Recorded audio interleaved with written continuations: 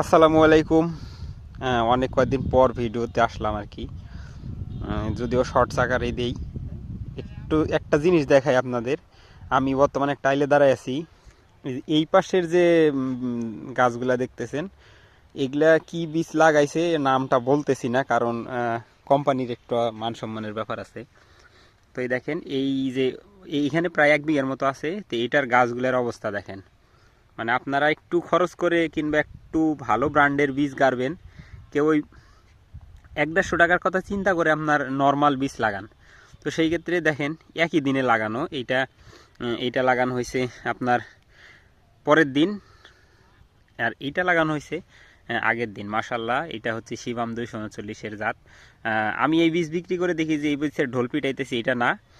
আসলে এইটা বীজ অনেক ভালো। এই যে আমাদের, এটা আমার বড় ভাইয়ের জমি, লাঙ্গল টানা হচ্ছে আর কি, এইভাবেই রাখবো।